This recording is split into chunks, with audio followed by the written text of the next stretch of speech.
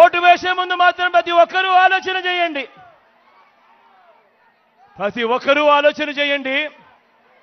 ఎవరి వల్ల మనకు మంచి జరిగింది అన్నది ప్రతి ఒక్కరూ కూడా ఆలోచన చేయండి. ఎవరు అధికారంలో ఉంటే మనకు మంచి జరుగుతుంది, కొనసాగుతుంది అన్నది ప్రతి ఒక్కరూ కూడా ఆలోచన చేయమని కోరుతా ఉన్నా. అలా ఆలోచన చేసి ఎవరి వల్ల మంచి జరిగింది, ఎవరు ఉంటే మనకు మంచి కొనసాగుతుంది అన్న ఆలోచనతో మీ ఇంట్లో ఉన్న ప్రతి ఒక్కరూ కూర్చొని ఆలోచన చేసి నిర్ణయం తీసుకొని ఆ తర్వాతనే ఓటు వేయండి అని మీ అందరినీ కూడా కోరుతా ఉన్నాను. మీ జగన్ అధికారంలో ఉంటేనే మళ్ళీ ఓ పెంచిన అమ్మఒడి, మీ జగన్ అధికారంలో ఉంటేనే మళ్ళీ ఓ చేయూత, మళ్ళీ ఓ సున్నా వడ్డీ, మళ్ళీ ఇళ్ల స్థలాలు, మళ్ళీ ఇల్లు కట్టించే కార్యక్రమం.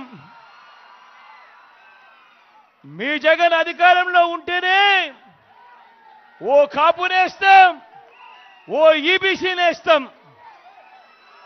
మీ జగన్ అధికారంలో ఉంటేనే మళ్ళీ ఓ వాహనమిత్ర, మళ్ళీ ఓ నేతన్న నేస్తం, మళ్ళీ ఓ మత్స్యకార భరోసా, మళ్ళీ ఓ తోడు, మళ్ళీ ఓ చేదోడు, మళ్ళీ ఓ నానేస్తం.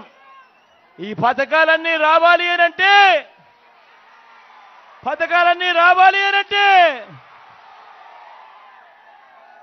మళ్ళీ మీ జగన్ అధికారంలో ఉంటేనే, మీ జగన్ మళ్ళీ అధికారంలో ఉంటేనే పూర్తి ఫీజులతో విద్యా దీవెన, వసతి దీవెన, మళ్ళీ మీ జగన్ అధికారంలో ఉంటేనే నా అక్క చెల్లెమ్మలకు మంచి జరిగిస్తూ ఓ కళ్యాణమస్తు, ఓ షాదీ తోఫా. మీ జగన్ అధికారంలో ఉంటేనే రైతన్నలకు మంచి జరుగుతుంది.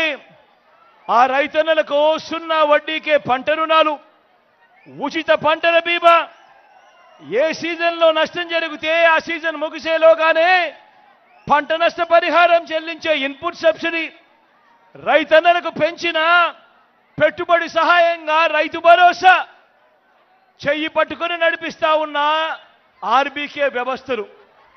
ఇవన్నీ జరగాలంటే, ఇవన్నీ కొనసాగాలంటే మళ్ళీ మీ జగన్ అధికారంలో ఉంటేనే జరుగుతాయి. మీ జగన్ అధికారంలో ఉంటేనే ఒక విస్తరించిన ఆరోగ్యశ్రీ, ఓ ఆరోగ్య ఆసరా, గ్రామంలోనే విలేజ్ క్లినిక్, గ్రామానికే ఫ్యామిలీ డాక్టర్, ఇంటింటికి ఆరోగ్య సురక్ష, ఇవన్నీ కూడా మీ జగన్ అధికారంలో ఉంటేనే జరుగుతాయి అన్నది ప్రతి ఒక్కరూ గుర్తుపెట్టుకోమని అడుగుతా ఉన్నా.